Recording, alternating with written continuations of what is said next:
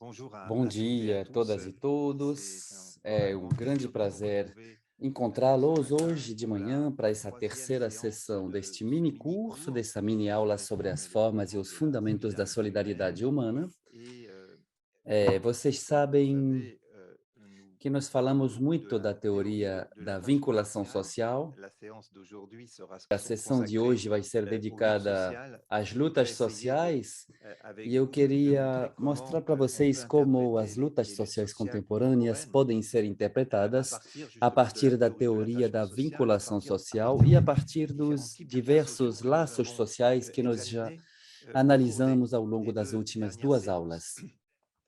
Alors, Então, je vous eu rappelle relembro aqui para le vocês o programme. programa. Euh, nous Nós avons estudamos étudié le tissage a des liens sociaux. tecelagem Je dos vous ai laços proposé dans la sociais na première séance primeira une aula, approche né? Eu propus conceptuelle uma abordagem qui conceitual que ouvrait permitia abrir sur la sobre a théorie de teoria l'attachement da social. vinculação La social, do séance attachement social. A dernière última aula portait foi sur sobre o l'entrecroisement inégal entrecruzamento des liens sociaux, desigual dos sur laços les anciennetés sociais, de sobre l'attachement. J'ai eh, essayé a de vinculação, a développer la perspective perspectiva de das l'inégalité desigualdades, tout en ao mesmo tempo que eu continuant à procurei enrichir enriquecer a abordagem l'approche de la da théorie da de l'attachement vinculação social. social. Et E aujourd'hui, hoje, donc, como comme eu je vous l'ai disse, indiqué, je voudrais gostaria muito de vraiment mettre ressaltar tout l'accent hoje sur les liens sociaux et les as luttes sociales. relações entre laços Je vous sociais e rappelle entre également vínculos sociais e le lutas programme dans sa sociais, tá? totalité. O programa, de forma Jeudi geral, prochain é sera la assim: quatrième na séance quinta-feira que vem será sera a quarta consacrée à sessão, l'analyse será des comparaisons uma análise, internationales qui uma sessão de análise font partie comparativa, des né, recherches que j'ai internacional, pu que vai ser mener sobre ces as dernières pesquisas que eu années fiz ao longo et dos je últimos voudrais anos. essayer E eu gostaria de examinar d'examiner a la question questão sous sob o l'angle ângulo des dos différents diversos régimes d'attachement regimes de social. vinculação social. A La quinta cinquième aula séance, será semana ça que sera la vem, semaine ela será prochaine, sera consacrée dedicada à à la realidade réalité sul-americana sud-américaine de da l'attachement social vinculação et social e, particulièrement em à la específico, as variation que l'on peut variações trouver que autour podemos encontrar du em torno do familialisme. familismo. Et enfin, la A dernière última séance, sessão, on sera le 17 août. no dia Je 17 de voudrais vous agosto, parler des né, eu perspectives de vou falar recherche qui das sont minhas les mêmes et qui perspectivas de peuvent être aussi les pesquisas, que são vôtres minhas, mas podem ser autour de de vocês la também, théorie de ao l'attachement redor da social. teoria da vinculação, do Alors, attachement social. comme vous le savez, Como vocês ce sabem, essa cours aula é est organisé organizada em autour torno da de la publicação publication récente recente do meu de mon livro livre L'attachement social, A Vinculação forme justement le Social, que tem sous-titre como Formes et subtítulo fondements de la Formas e solidarité humaine. Fundamentos da Et Solidariedade Humana. je E eu voudrais gostaria hoje aujourd'hui de m'appuyer me en basear em particulier específico sur le sobre o chapitre 8 capítulo 8, que vous pourrez consulter puisque que vocês vão poder tous ces consultar, né? chapitres Porque que todos os j'utilise ou capítulos aos que quais eu estou me j'utilise pour referindo, em que eu faire estou me ce baseando para mini-cours sont essa donc aula, esse mini vous curso, sont adressés eh, par et mis sur foram publicados de no Moodle da l'université. universidade, tá?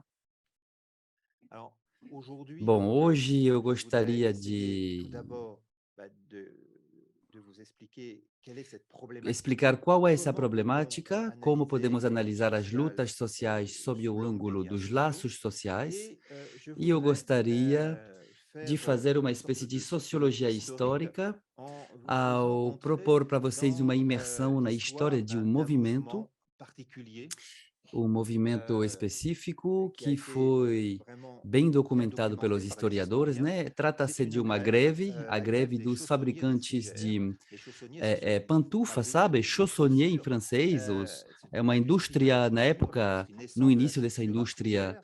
da pantufa, foi em Fougères est une Fougères, que é ville uma qui se cidade situe en situada na Bretagne. Bretanha, na França. Et E cette essa grève, greve foi elle a été longue, longa, elle a foi été difícil, difficile, mais elle a permis mas aux permitiu fazer ouvriers de com que gagner os operários de pudessem gagner ganhar e acquis, adquirir des coisas, acquis sociaux adquirir coisas importants. Et c'est la raison sociais. pour laquelle elle nous aide E beaucoup é por aussi pour este comprendre motivo comment on peut réussir une lutte como é sociale et possível comment les liens alcançar o sociaux ont été sucesso numa mobilisés luta pour ces luttes social e sociales. C'était en como isto se 1906 et en deu em 1907. 1906 e Ensuite, 1907. je prendrai un autre exemple Depois eu vou me referir a mais outro qui fait exemplo que partie ainda encore faz partie parte de da história, l'histoire, no quoique entanto, trata-se aqui de um c'est movimento un que mouvement qui já est terminé. terminou, né? C'est le É o mouvement des movimento Gilets dos jaunes. C'est un coletes mouvement beaucoup plus amarelos. récent. Vous en avez certainement É entendu um movimento que parler vocês certamente au ouviram Brésil. falar no Brasil.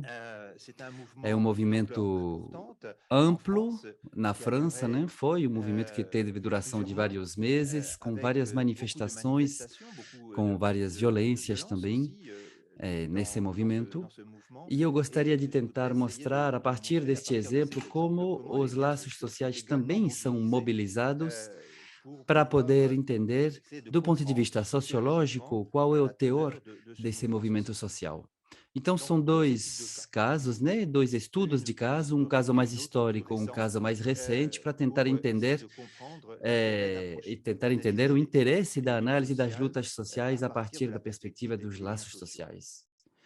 A primeira Maintenant, parte, si c'est la portanto, é heu, a c'est problemática, une né? problématique, heu, A relação la entre relation laços entre liens sociaux sociais, et lutte vínculos sociale, sociais e luta il va falloir social, bien para sûr falar essayer sobre isso, vai de ser rentrer un petit preciso peu dans la falar de sociologie des mouvements sociologia dos sociaux. C'était movimentos ça sociais, mon né? Esta analyse, que mais foi minha ideia, eu l'idée, queria c'était d'enrichir enriquecer cette essa sociologie sociologia dos des movimentos mouvements sociais sociaux et d'essayer de voir e en quoi ver l'analyse des liens como a sociaux, le análise recours à la ou o théorie uso de da l'attachement teoria da social, telle vinculação que je l'ai social, tal como définie, a defini, peut aider pode à mieux ajudar a comprendre les luttes entender melhor sociales as lutas contemporaines sociais et même peut-être contemporâneas. les luttes E as sociales mais antigas também, anciennes comme aliás, les grèves du début como as du, greves do início do du século début XX, du por XXe exemplo. siècle.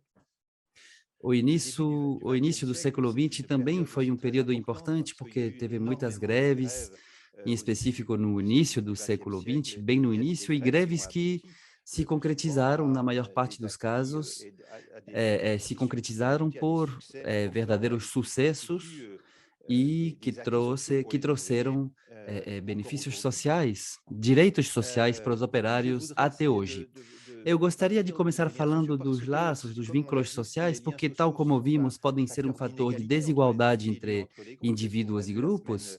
É isto que vimos semana dernière. passada, né? Mas é Il faut preciso aussi dizer souligner que que os laços les liens sociais também sociaux constituent constituem uma aussi une forma de forme de résistance, resistência, une forme de d'organisation organização, pour mener para pour mener poder des luttes. Et realizar c'est vraiment dans lutas. cette E é nessa perspective que je me perspectiva situe que eu me aujourd'hui. situo hoje. Alors, Na il hora ne de faut pas que les falarmos luttes de lutas sociales, sociais, é il faut preciso avoir une termos uma définition definição extrêmement ampla large des luttes do sociales. que é, C'est pas do que simplement les são as luttes sur lutas le monde du sociais. Não é travail, bien apenas que as lutas beaucoup no de mundo luttes do sont menées trabalho, dans le monde apesar du de muitas travail, dessas lutas mais acontecerem il y a no des mundo luttes do sociales qui, trabalho, mas bien existem sûr, lutas sociais sont que estão en por dehors de fora ce desse monde du mundo do travail. trabalho. D'ailleurs, quand on Aliás, a quando parlé des falamos dos Gilets jaunes, coletes c'est amarelos, justement un falamos de mouvement um social movimento qui s'est social que se développé en desenvolveu dehors du monde du travail. fora do mundo do Et trabalho. on verra Vamos ver pour quelles depois raisons. por quê.